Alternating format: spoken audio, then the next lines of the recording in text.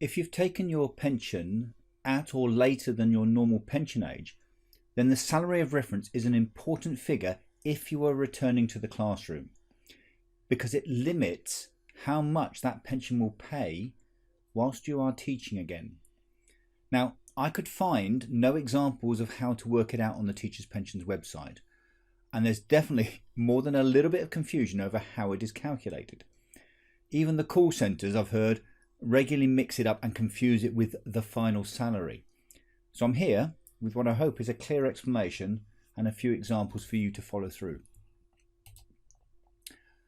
Firstly, it's important to know that the salary reference and the limit on what you can get only affects those who have taken their final salary pensions at or later than their normal pension age. It only affects the final salary scheme. If you started teaching after the 1st of April 2015, then you can stop watching now. This rule does not apply to the new career average scheme. The normal age depends on when you started. If you started before 2007, it's 60. If you started in 2007 or later, then it's 65. And if you've taken your pension early, before the normal pension age, you can also stop watching, because this also does not apply to you if you've taken that pension early. The salary of reference sets a limit on how much you can receive once you have retired, and it is a throwback to the 1800s, a time when the lords owned all the houses, and when the tenant could no longer work, they could be thrown out, they could be evicted, and got rid of it. It's a very archaic and essentially unfair rule, but it is what it is, and it has been got rid of with the new pension scheme. The salary of reference is based on the concept that you should not be able to be paid more for being retired than when you were working. It therefore sets a maximum that you can receive from your pension. However, this maximum also takes into account your current salary. And so the pension, when it is added to this, if it goes above the limit, then the pension gets stopped or abated. And once it gets to the line, it no longer pays anything until the next financial year. So the salary of reference is based on your previous earnings.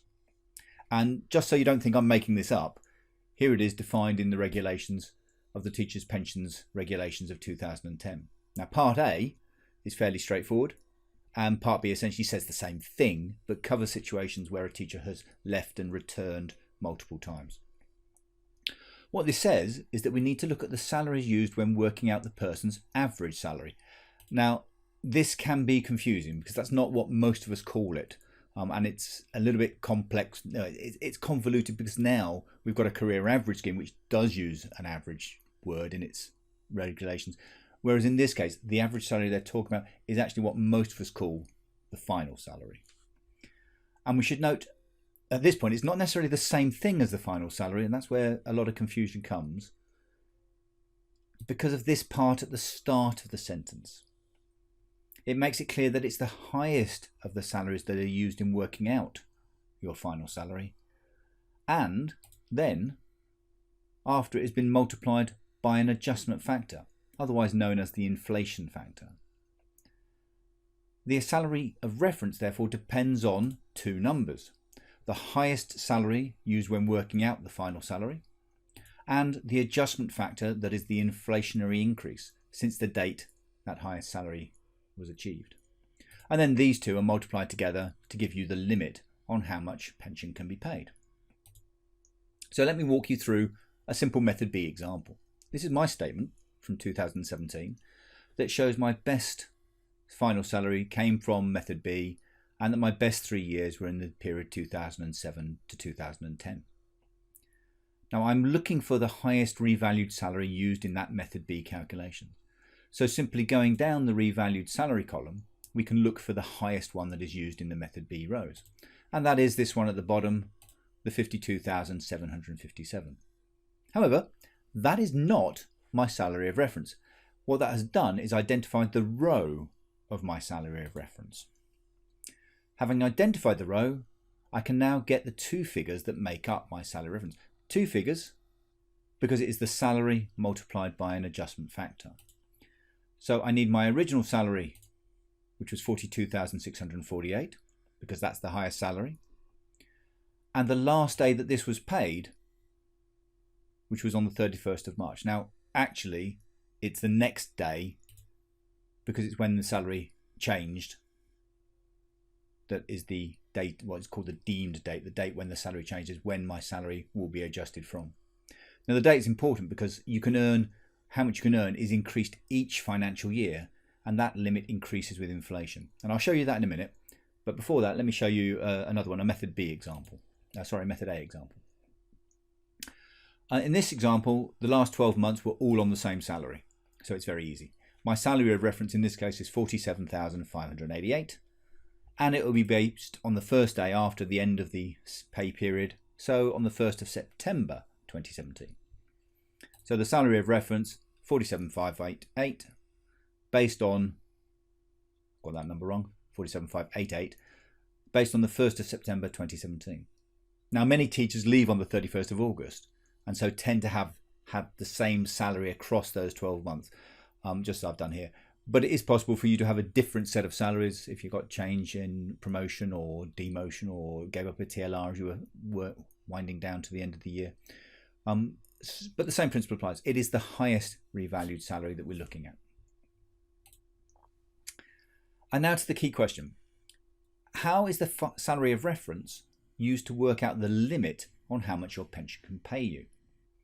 Now, I use these two examples to explain how the limit is worked. The limit is based on a financial year, not an academic year, and so runs from the 6th of April one year to the 5th of April the next year. Every year, the government published the inflation adjustment figures. I'll put this link in the description of the video as well. And on this page, you will want to find the multiplier tables. This is the one for 2022. Open that and find the multiplier for the date that we're interested in, 1st of April 2008, for example. So in this case, it's a highlighted period, and that multiplier is 1.3579. Multiplying the salary reference by that gives us the limit on how much the pensioner can receive in total from their salary and pension before the pension gets stopped. That limit, just under 58,000 for this example. Similarly, for the second example, except this time we're looking for a different date, we're looking for the 1st of September 2017, still the same multiplier table, and it's in the highlighted row, and it's 1.0979. So we multiply that by the 47,558, and we get £52,246.87. So that is the limit how much that teacher could earn before their pension gets stopped. When I say earn from teaching, you can earn anything you like from any other job. It is just about whether or not you're working in the same profession, the teaching profession. So now, having worked out the limit, what actually happens if you were to break it? It's very simple. Your pension stops. This is called abatement. It stops until you get to the 6th of April the next year, when a new limit is calculated, and then it starts being paid again. So as an example, suppose these two teachers both have a pension of £10,000. They go back to work full-time on a salary of £50,000.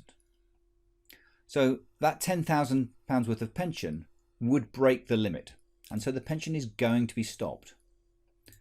It's going to be stopped when the first person has reached their limit. So the pension pays out that £7,911.72, which takes them up to the limit. At that point, their pension will stop and they have to wait until the next April. Similarly, the second person gets £2,246.87. Once the pension is paid out, that amount, their pension will also stop. Now, if you want to find your limit, then I do have a calculator. A link is in the description to this video. Quite welcome to make a copy for your own use and enter your own figures. To get your figures, download a PDF statement from teacherspensions.co.uk, and on page 5 it will tell you if method A or B is the best. On the page above that, you'll find your method A's, B's as I've shown in the examples, and you simply have to do what I've done to find the best revalued salary. And then you take your salary of reference, enter it into this cell, and the key date being one date later than the date shown here. Well, actually, enter this date here, I've set the spreadsheet up, it will do the one date later automatically. And then you need the multiplier tables. This spreadsheet has got those involved, and so it will produce the limit on your pension and salary before your pension will get abated.